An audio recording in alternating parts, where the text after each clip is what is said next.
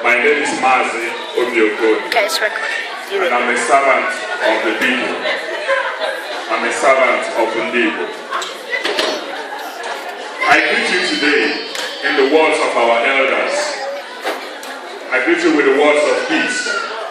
In Igbo language we say, Udo dịrị unu. Distinguished ladies and gentlemen, as the cloud of destruction gathers around Nigeria, it is pertinent at this time to begin to ask ourselves questions. Igbo land is a land that has been troubled now, and we gradually see the disintegration of Igbo land. Like I said the last time I was here, our culture, our tradition, our vision is being eroded. We are having younger children in Igbo land today, 16 years old, being impregnated and their children being sold. 3 weeks ago, a house was raided in Igbo State. Some weeks back in Abia State. Distinguished ladies and gentlemen, I ask us some questions. How long can we be silent and watch the total collapse of our society? We have leaders that we think are leaders in Igbo land, but these are mannequins in the shopping mall of our democracy. When you go to a shopping mall, what do you see? You see the mannequin that is dressed in what you would like to wear. The mannequin does not speak. The mannequin cannot hear. The mannequin cannot decide. And that's the sort of leadership that we have in Igbo land today. We have mannequins, and when the not and thing sleeps, our leaders go into hiding. I will give credence, and I will praise the name of Ikemba Nnewi. I will praise the name of Azikiwe. I will praise the name of Akanu Ibia.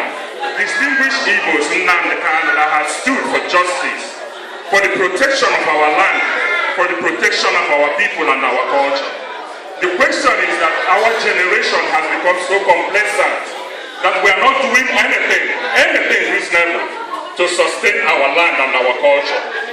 We are silent. The older generation is beginning to rule Igbo land and they are going into obstination. But what are we doing? We show indifference to the plight of what is happening in Igbo land today. Islamatization is taking over Imo State. As I speak to you now, people are being paid 1 million naira to become Muslims. Distinguished ladies and gentlemen, why you keep silent? In the next 10 years, we'll find Igbo people fighting Igbo people within Igbo land. But what do? We think we don't care. In the next 10 years to come, as I speak to you, in channel 27 in Igbo land, Islam is being used on a daily basis to address this. But the Igbos are silent and complacent. We pretend we don't care. What makes you an Igbo man is not the name you bear. What makes you an Igbo man is not the traditional wear that you wear. What makes you an Igbo man is that you are Igbo because God, Chukwu Okike, Chukwu Abiyama, created you as an Igbo person, gave you a language, a territory to protect, and children that will inherit the heritage that you've taken from God. The question I will ask you is that as we move into the 21st century, what are we doing about Igbo land? Are we silent and watch our culture and people being eroded? Distinguished ladies and gentlemen, my heart bleeds for an Igbo. My heart bleeds.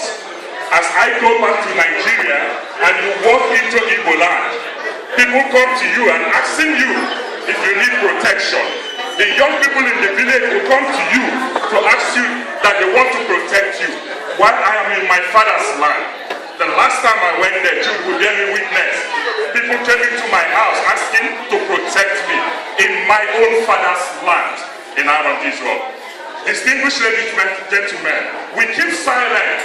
As a day before yesterday, the APC party held a convention in Abia State in Ojukwu Bunker.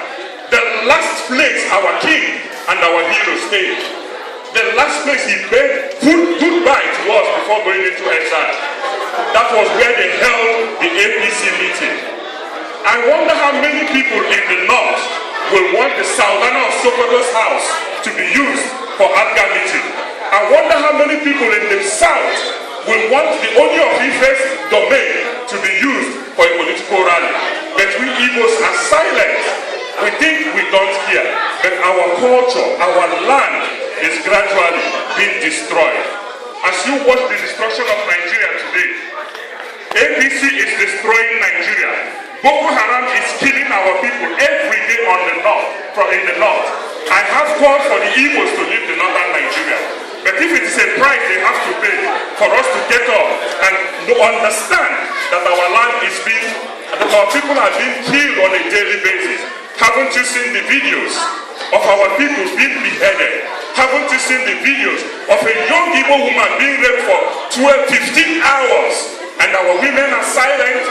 What happened to the women? The Abarayot was from the women. What happened? What is happening to us? These are the questions that I ponder. Ohaneze Igbo is doing the best they can. But are they doing enough? I will tell you no. Our people are looking, Goodluck Jonathan, instead of discussing with Goodluck Jonathan to find ways that Igbo land can have something to say by 2015 or 2019.